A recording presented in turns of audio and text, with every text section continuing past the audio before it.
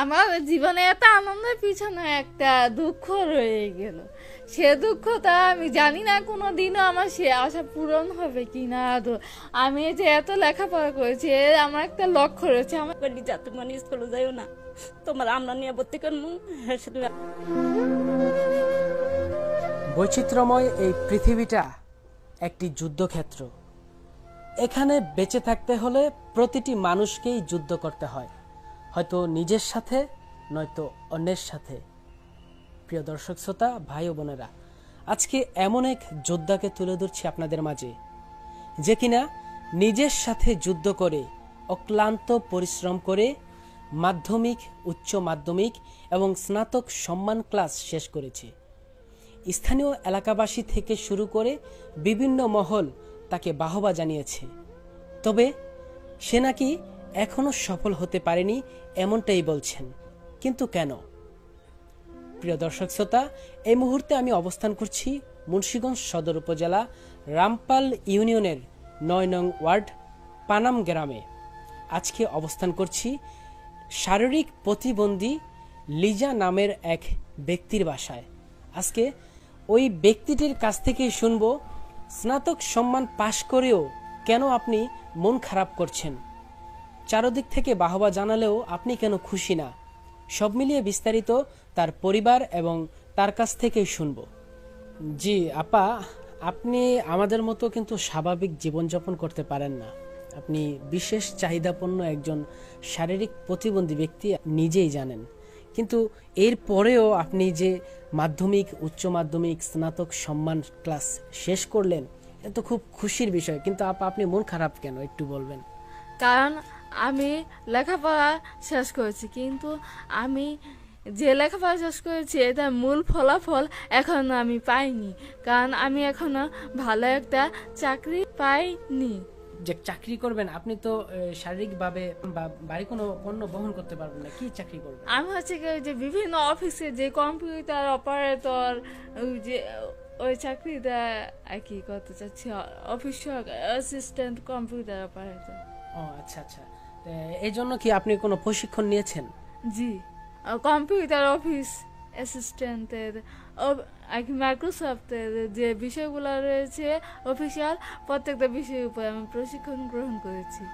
জি আপা, আপনি তো চাইলে মাস্টার্সটাও কমপ্লিট করতে পারেন, এটা করছেন না কেন? তারপরে চাকরি করেন। আমাকে মাস্টার্স পড়ানোর মতো আমার বাবার তেমন কোনো এবিলিটি নেই, তাই আমি চাচ্ছিলাম যে যদি আমি ভালো একটা চাকরি পাই, তাহলে চাকরির পাশাপাশি নিজের মতো করে মাস্টার্স পড়া চালিয়ে যাব নিজের টাকা দিয়ে। হ্যাঁ, চাকরির পাশাপাশি এরকম? জি জি, তার স্বপ্ন যে মাস্টার্সটা করবে নিজের অর্থায়নে।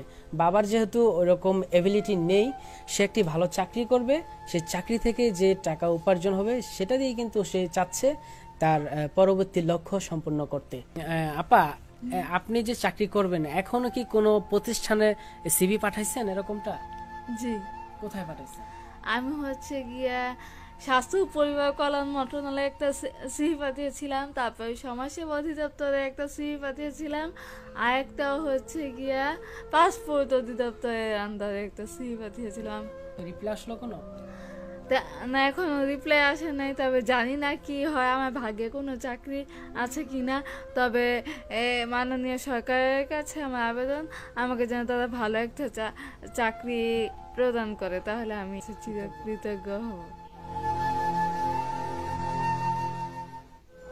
আমরা একটু জানতে চাইবো, এই যে আপনার যে সফলতা, এই অনার্স কমপ্লিট করেছেন অনেক বাধা বিপত্তি পেরিয়ে, তো এই অনুভূতিটা যেভাবে সকল বাধাগুলো আর কি পেরিয়ে লেখাপড়াটা সম্পূর্ণভাবে কমপ্লিট করতে পেরেছি। স্কুলে ভর্তি হয়ে সেখানে আমার সহপাঠী, আমার শিক্ষক, তারা সকলেই খুব ভালো ছিলেন। তারা সকলে আমাকে খুব স্নেহ করতেন এবং আদরের সাথে খুব ভালোভাবে আমাকে পড়াশোনা, আর্থিক বিভিন্নভাবে তারা আমাকে সাহায্য সহযোগিতা প্রদান করে গেছেন। মাঝে মাঝে টুকটাক সহপাঠীরা, মানে আমার যেহেতু একটু সমস্যা, মাঝে মাঝে মানে সহপাঠীরা টুকটাক মানে আমার সাথে একটু বিহে অন্যরকম অন্যরকম বিহেভ করতো, কিন্তু সেটা পরবর্তীতে যখন অন্য শিক্ষার্থীরা টিচারদেরকে মানে শিক্ষকদেরকে আবার অন্য সহপাঠীরা জানালে ভালোভাবে পড়াশোনা খেয়াল করতো। আর্থিক সহযোগিতা আমার পেছনে তেমন একটা ছিল না, কিন্তু এই প্রধান শিক্ষক তিনি আমার জীবনের সার্বিক উন্নয়নের জন্য তিনি সমাজসেবা অধিদপ্তরে শরণাপন্ন হন। আর তিনি এই শরণাপন্ন হবার পর থেকে আস্তে আস্তে আমার জীবনে আরো আলো পড়তে শুরু করে, এবং সেই তখন থেকে আমি আর আমার উন্নয়নের পড়ালেখার উন্নতির দিকে আরো বেশি বেশি করে ধাবিত হতে পারি। সেজন্য আমি সেই শিক্ষক এবং অন্যান্য সকল শিক্ষক ও সহপাঠীদের প্রতি চিরকৃতজ্ঞতা প্রকাশ করছি। উচ্চ মাধ্যমিক স্তরে ভর্তি হই, তারপর সেখানে আমার গিয়ে আমি আমার জীবনের জন্য আরো বেশি আলোড়ন পেতে, কারণ সে শিক্ষা প্রতিষ্ঠানের শিক্ষক এবং শিক্ষার্থীবৃন্দ সকলে আমার প্রতি আরো অনেক বেশি বেশি দৃষ্টি আকর্ষণ করতে থাকে। বিশেষ করে আমার সহপাঠীরা যেমন দৃষ্টি আকর্ষণ করে, আমার কলেজের প্রত্যেকটা শিক্ষক আমার প্রতি আরো বেশি বেশি দৃষ্টি আকর্ষণ করতে থাকে। তারা আমার কলেজের গেট ঢোকার পর থেকে পুরো কলেজ সময়টা তারা আমার প্রতি আরো বেশি আকুলতা প্রকাশ করে, এবং আমার যাতে কোনো দিকে কোনো প্রকার সমস্যা না হয় সেদিকে তারা খেয়াল রাখতেন, এবং প্রতিটা শিক্ষকই আমার প্রতি দৃষ্টি রাখতেন যেন আমার যাতে কোনো সমস্যা না হয়। এমনকি তারা কলেজে যে অধ্যক্ষ ছিলেন, তিনি কলেজে যে আয়া ছিল, তাদেরকেও সবসময় আমার পিছনে লাগিয়ে রাখতেন, এবং তাদেরকে সবসময় আর কি যাতে কোনো দিকে কোনো সমস্যা না হয় সেদিকে দৃষ্টি রাখার প্রতি অধ্যক্ষ বিশেষভাবে নজর দিয়ে থাকেন। সেজন্য আমার মনে হয় যেন ওই লাইফটা আমার সবচেয়ে বেশি ভালো লাইফ ছিল, আমার ইন্টারমিডিয়েট লাইফটা আমি বলতে পারি। সকল শিক্ষককে আন্তরিকভাবে ধন্যবাদ। এরপর মুন্সিগঞ্জ সরকারি হরগঙ্গা কলেজে ইসলামের ইতিহাস ও সংস্কৃতি বিষয়ে অনার্সে চান্স পাই। এরপর আমি ওইখানে ভর্তি হই। ওইখানে ভর্তি হবার পর আমার কলেজের অধ্যক্ষ, তারপর আমার ডিপার্টমেন্টের বিভাগীয় প্রধান এবং ডিপার্টমেন্টের অন্যান্য যে সকল শিক্ষার্থী আছে মানে সহপাঠী, ওরা সকলেই খুব ভালো ছিল, এবং আমার সহপাঠীদের এরাও সবসময় আমাকে গাইডলাইন প্রদান করতো, এবং সকলের সার্বিক সহযোগিতা অনার্সটা খুব সুন্দরভাবে কমপ্লিট করতে পেরেছি। আমি 2022 সালে অনার্স কমপ্লিট করি। সেজন্য আমি কলেজের অধ্যক্ষ, বিভাগীয় প্রধান এবং অন্যান্য শিক্ষক কে প্রতি চিরকৃতজ্ঞতা প্রকাশ করছি, এবং তাদের সকলকে ধন্যবাদ জানাচ্ছি। এবং আমার যে সকল সহপাঠী রয়েছে ওরা এখনো মাঝে মাঝে আমার খোঁজখবর রাখে আর বিভিন্ন গাইডলাইন প্রদান করে, আমার থেকে ওরা গাইডলাইন নেয়। সেজন্য আমি ওদের সকলকে ধন্যবাদ প্রদান করছি।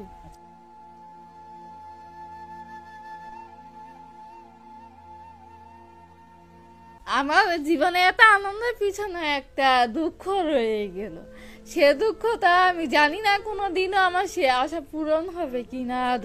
আমি যে এত লেখাপড়া করেছি, আমার একটা লক্ষ্য রয়েছে। আমার সে মূল লক্ষ্যটা হলো যে একটা ভালো চাকরি, কিন্তু আমি জানি কিনা আমি চাকরি পাবো কিনা আর কার মাধ্যমে কিভাবে পাবো সেটাও আমি জানি না। কিন্তু আমি সকলের দৃষ্টি আকর্ষণ করছি যে আপনারা সকলে যদি সহযোগিতা করেন তাহলে আমি আশা করি আমি ভালো একটা চাকরি পাবো, কিন্তু কার মাধ্যমে কিভাবে কোথায় চাকরি পাবো, কোন প্রতিষ্ঠানে চাকরি পাবো এই সম্পর্কে আমি জানি না। তবে আমি যদি একটা চাকরি পাই তাহলে আমি মনে করবো যে ভালো, তাহলে আমি একটা চাকরি পেলে নিজের পায়ে দাঁড়াতে পারবো, নিজের পায়ে দাঁড়িয়ে আমি নিজের দায়িত্ব নিতে পারবো, আমার পরিবারের সকল সদস্যের দায়িত্ব নিতে পারবো। সেজন্য আমি এই সকালের দৃষ্টি আকর্ষণ করেছি আমাকে একটা ভালো একটা চাকরির ব্যবস্থা করে দিলে ভালো হতো। হ্যাঁ, ওর ছোটবেলার তুমি ইচ্ছা ও একটা চাকরি করব, পড়াশোনা করব, পড়াশোনা করে পাশ করে ও একটা চাকরি করব, এটাই ওর মনের দুঃখ। এখন পর্যন্ত চাকরি হয়নি। ওর ছোট 2 বোন বিয়ে হয়ে গেছে, ওর এখন বিয়া দিতে পারি নাই, দেই নাই। ওর মনের বাসনা হইলো চাকরি নেব, চাকরি নিয়ে আর চাকরি নেওয়া হইলে লেখাপড়া করলো, একটা চাকরি আনতে পারলো না, মন খারাপ। ছোট কালের থেকেই বলতো যে আমি স্কুলে লেখাপড়া করবো। ছোট ছোট স্বাস্থ্য ভাই বোনেরা যাইতো, ওই অনেক কান্দাকাটি করতো স্কুলে যাওয়ার লেগে। সে স্বাস্থ্য বোনের জামাই বলি যা তুমি মানে স্কুলে যাইও না, তোমার আমরা নিয়ে ভর্তি করবো। হ্যাঁ, সে তুমি একটু বড় এলো, তোমার নিয়ে আমরা ভর্তি করবো, তুমি মানুষের ধাক্কা খাইয়া পড়ে যাবো, সে তোমার কেটে উঠাইব। তারপরে মানে না এক স্বাস্থ্য বোন অস্ট্রেলিয়া গিয়ে লেখাপড়া করে, খালি করে থেকে আমি ভাজানা পুল্লানি পড়ি, ভাজানা পুল্লানি লেখাপড়া করি। তো আমাকে তো টাকা পয়সা নেই, আমরা কেমনি পড়াম? স্যারে গো সাহায্য নিয়ে, স্যারের অনেক আদর করতো, অনেক স্যারের সাহায্য নিয়ে এই পর্যন্ত লেখাপড়া করছে।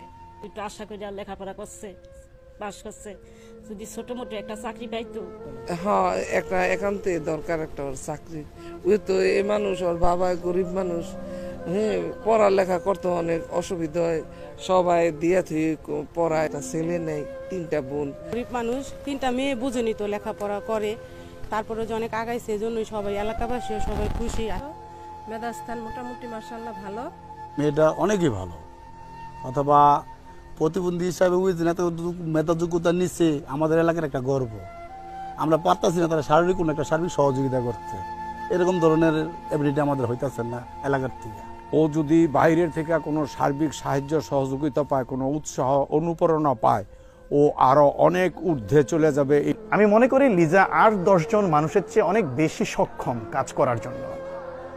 তো লিজা সর্বোচ্চ পর্যায়ে পৌঁছাক, লিজা ভালো কিছু করুক। আমি একটু বিশ্বাস করি লিজা কোনো প্রতিষ্ঠানে যদি লিজা কাজ করার সুযোগ পায়, সে তার দক্ষতা দেখাবে। সর্বাত্মক সহযোগিতা করেছি তার পড়াশোনার ব্যাপারে, এসএসসি পর্যন্ত। এবং তার বাবা একজন দিনমজুর, সে ইন্টার পাশ করে এখন অনার্স পাশ করেছে। কিন্তু অত্যন্ত দুঃখের বিষয়, অনেক চেষ্টা করেও সে একটি ভালো চাকরি জোগাড় করতে পারেনি। আমি সমাজের বিত্তবান এবং যারা এই সহযোগিতা করতে পারেন তাদের কাছে আহ্বান রাখবো, আমি যেমন তাকে সহযোগিতা করেছি, আপনারা যদি তাকে একটু সহযোগিতা করেন তাহলে একটা পরিবার বেঁচে যায় এবং মেয়েটির একটি ভবিষ্যৎ সুন্দর হয়। মেয়েটি মূলত যুদ্ধ করেই এই পর্যন্ত লেখাপড়া করেছে। ওকে যদি আপনারা যোগ্য মনে করেন তবে ওর চাকরির ব্যাপারে একটু সহযোগিতা করলে আমরা স্যারদের পক্ষ থেকে কৃতজ্ঞ থাকিব। মেয়েটির যথেষ্ট উৎসাহ এবং আগ্রহ লেখাপড়ার প্রতি। সরকারি হরগঙ্গা কলেজে ইসলামের ইতিহাসে মাস্টার্স ডিগ্রি পড়ানো হয় না। যদি এখানে মাস্টার্স পড়ার সুযোগ থাকতো তাহলে তার মাস্টার্স পড়ার ক্ষেত্রেও আমাদের একটা বিশেষ ভূমিকা রাখতে পারত। সে মাস্টার ডিগ্রি তার নিজের আয়ের অর্থ দিয়ে সে তার সর্বোচ্চ ডিগ্রি মাস্টার ডিগ্রি অর্জন করতে চায়। তার যে ইচ্ছা, সে নিজে চাকরি করে তার পরবর্তী ডিগ্রিটি অর্জন করবে এবং সেজন্য তার একটি চাকরির প্রয়োজন। আমি বিশ্বাস করি বাংলাদেশের বিভিন্ন বিভাগ আছে, যে বিভাগগুলো এই সমস্ত প্রতিবন্ধী তাদেরকে বিভিন্নভাবে সহযোগিতা করে থাকেন।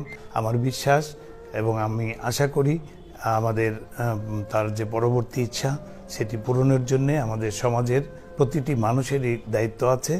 আমরা যদি সেই দায়িত্বটি পালন করি তাহলে তার একটি চাকরি অবশ্যই হবে।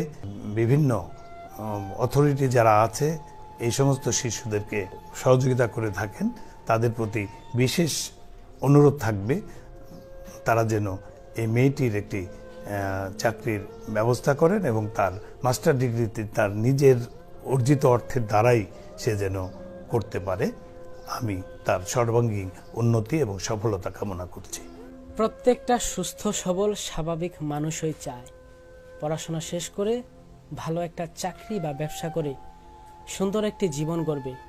ঠিক এমনই এক আকাশ ছোঁয়া স্বপ্ন দেখেছে লিজা নামের শারীরিক এই প্রতিবন্ধী ব্যক্তি। তাই তো সে মাধ্যমিক, উচ্চ মাধ্যমিক, এমনকি স্নাতক সম্মান ক্লাসও শেষ করেছেন। বড় ভাইদের থেকে, বড় বোনদের থেকে শুনেছে ভালো একটা চাকরি করতে হলে অন্তত স্নাতক শেষ করতে হয়। তাই তো সে স্নাতক সম্মান ক্লাস শেষ করেছে।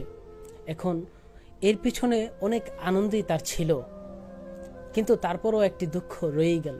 সে দুঃখটি হচ্ছে আদৌ কি সে কোনো চাকরি পাবে? কখনো কি কেউ এসে তাকে বলবে যে তুমি এই চাকরিটি করো? এই স্বপ্ন নিয়ে, এই আকাঙ্ক্ষা নিয়ে প্রতিনিয়তই সে হয়তোবা বালিশ বেজায় বলছেন আমাদেরকে। তো আপনাদের কাছে আমাদের চ্যানেলের পক্ষ থেকে একটি অনুরোধ থাকবে, ভিডিওটি শেয়ার করবেন। লিজা নামের এই শারীরিক প্রতিবন্ধী ব্যক্তিটি সকলের কাছে পৌঁছে দিন, তার কথাগুলো যেন মানুষ শুনতে পায়। তার এই সমস্যা নিয়ে অনার্স কমপ্লিট করেছে, এটা যেন বিফলে অন্তত না যায়। সেজন্য ছোট্ট হলেও একটি চাকরি করে নিজের পায়ে দাঁড়িয়ে চলতে পারে, তার কিন্তু একটি স্বপ্ন, তার পরিবারের দায়িত্ব সে নিতে চায়। তার কোনো ভাই নেই, 3 বোন, তার মধ্যে সে বড়, 2 বোনের বিবাহ হয়েছে, কিন্তু সেই এখন তার বাবা মায়ের দায়িত্ব নিতে চায় বাড়িতে থেকে। জানি না তার স্বপ্ন পূরণ হবে কিনা, তবে চেষ্টা করছি আপনাদের মাঝে তুলে ধরতে। সম্মানিত দর্শক শ্রোতা, ভাই ও বোনেরা, আপাতত এখান থেকে বিদায় নিচ্ছি। দেখা হবে নতুন কোনো প্রতিবেদনে। সে পর্যন্ত সকলেই ভালো থাকুন, সুস্থ থাকুন। আসসালামু আলাইকুম।